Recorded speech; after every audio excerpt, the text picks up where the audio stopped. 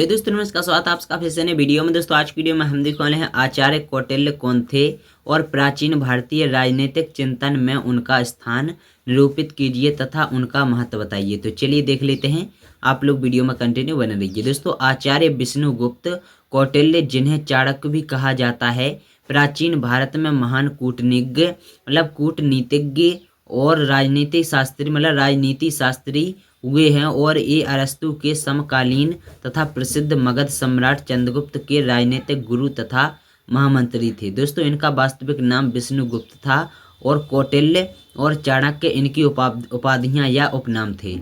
उन्होंने चंद्रगुप्त को मगध का सम्राट बनाकर तत्कालीन भारत में यवनों के आक्रमण की विदेशी दस्तक का मुंहतोड़ जवाब देकर भारतीय राजनीति का लोहा मानने के लिए समकालीन विश्व राजनीतिज्ञों विशेषकर सिकंदर महान के उत्तराधिकारियों को विवश कर दिया था और उन्होंने चंद्रगुप्त के मार्गदर्शन के लिए ही अपने प्रसिद्ध ग्रंथ अर्थशास्त्र की रचना की थी। और वे शस्त्र और शास्त्र दोनों के ज्ञाता थे और वे सच्चे अर्थों में एक महान गुरु, राजनीति विज्ञान के पंडित और महान कूटनीतिक दाव पेचों के ज्ञाता थे।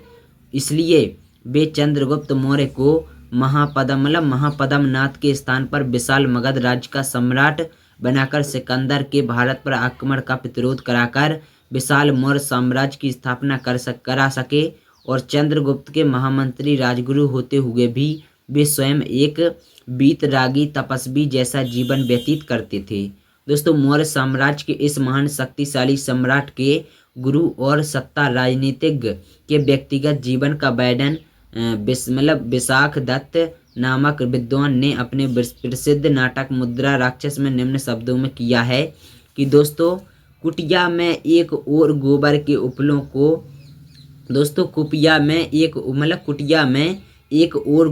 उपलों को तोड़ने के लिए पत्थर पड़ा हुआ है और दूसरी ओर विद्यार्थियों द्वारा लाई गई लकड़ियों का गट्ठर पड़ा हुआ है। सुखाने के लिए रखी गई लकड़ियों के बोझ से छत दबी जा रही है और दीवार भी जीर्ण दशा में है। और दोस्तों कौटिल्य का अर्थशास्त्र, तो दोस्तों अर्थशास्त्र आचार्य विष्णुगुप्त कौटिल्य की सर्वश्रेष्ठ रचना है। इसकी रचना 3री शताब्दी की ईसा पूर्व हुई थी और कौटिल्य ने स्वयं अपने ग्रंथ अर्थशास्त्र में इस ग्रंथ का परिचय इन शब्दों में दिया है: मनुष्य की जीविका और जिस भूमि पर वे रहते हैं वे दोनों ही अर्थ हैं और अतः वह शास्त्र अर्थशास्त्र हैं जिसमें मनुष्यों से बसी भूमि के लाभ और उसका पालन करने के लिए उपायों का वर्णन किया गया है। और दोस्तों वह इस पुस्तक में केवल धन संग्रह के उपायों का ही वर्णन नहीं करता अपितु विभिन्न उपायों द्वारा भूमि को सुव्यवस्थित करने तथा मनुष्य के भरण पोषण के उपायों का भी वर्णन करता है। इस प्रकार कौटिल्य के अर्थशास्त्र में अर्थव्यवस्था एवं शासन व्यवस्था का पूर्ण विवेचन आ जाता है। और इस प्रकार कौटिल्य का अर्थशास्त्र राजनीति और शासन कला की एक महान रचना है। और डॉक्टर आलतेकर ने इसके महत्व की विवेचना करते हुए लिखा है कि राजनीति शास्त्र के चाणमय में अर्थशास्त्र का वही स्थान है जो व्याकरण में शास्त्र में पाणिनि की अष्टाध्यायी का है।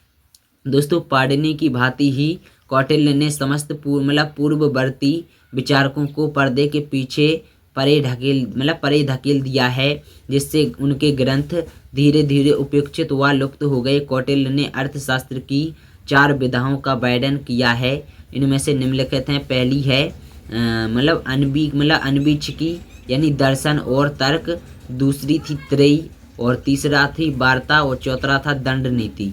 तो दोस्तों चलिए देख लेते हैं आगे। अर्थशास्त्र की रचना गद्य एवं पद्य दोनों में है। इस ग्रंथ के 15 अधिकरण हैं। प्रथम अधिकरण और विनयाधिकरण में राजा के जीवन और व्यवहार का सामान्य ज्ञान है। और दूसरे अन्यक्ष प्रचार में राज्य के विभिन्न प्रशासकीय अध्यक्षों के विभागों के कर्तव्यों का विवेचन है। और तीसरे अधिकरण धर्मस्थीय में धर्मशास्त्र के अनुसार मुकदमों की सुनवाई करने और निर्णय आदि न्यायिक बातों का वर्णन है। चतुष्ट कंटक शोधन में राज्य के मार्ग में बाधा बनने वालों से निपटने के उपाय बताए गए हैं। और 5वें योग वृत्त में राज्य कर्मचारियों के कर्तव्य का उल्लेख है तथा अराजकता फैलाने वाले को दंड देने के नियम वर्णित है। 6वें अधिकरण मंडल योनि में शत्रु राष्ट्रों को वश में करने के उपाय बताए गए हैं। और 7वें में साढ़योग नीति का वर्णन है। 8वें में व्यसन अधिकारक में राज्य पर आने वाली विपत्तियों के मूल कारण तथा इन्हें दूर करने के उपाय बताए गए हैं। तथा 9वें अधिकरण अभियार्कर्म में विजय के अभियान के पूर्व किन किन बातों पर विचार करना चाहिए का वर्णन है। और 10वें सांग्रामिक में विजय हेतु युद्ध का वर्णन है।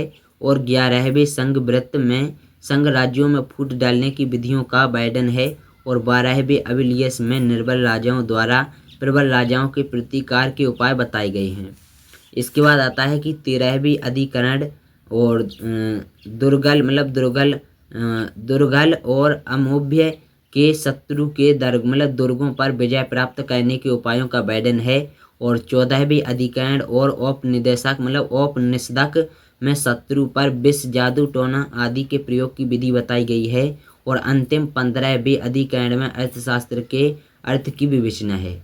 और दोस्तों उपरोक्त विवेचन से हम इस निष्कर्ष पर पहुंचते हैं कि कौटिल्य महान कूटनीतिज्ञ और राजनीति शास्त्री था और उसके द्वारा लिखी गई प्रसिद्ध पुस्तक अर्थशास्त्र राजा को शक्तिशाली और चतुर बनाने के लिए उसके द्वारा लिखी गई गाइड मार्गदर्शिका है। और राजनीति विज्ञान के चिंतन इतिहास में कौटिल्य का अत्यंत महत्वपूर्ण स्थान है। और पाश्चात्य जगत में जो कार्य अरस्तु और मैकियावली और बेकन ने मिलकर किया, भारत में वह अकेले कौटिल्य ने कर दिखाया है।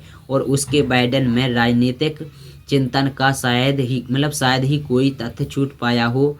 उसके विदेश नीति के सिद्धांत आज भी प्रासंगिक और सटीक हैं। वास्तव में वह एक कुशल एवं व्यवहारिक राजनीतिज्ञ था और उसने राजनीति के महत्वपूर्ण सिद्धांतों का प्रतिपादन ही नहीं किया अपितु इन्हें स्वयं प्रयोग करके भी देखा। और उसके बाद अनंत काल तक राजा उसके सिद्धांतों का प्रयोग करते रहे।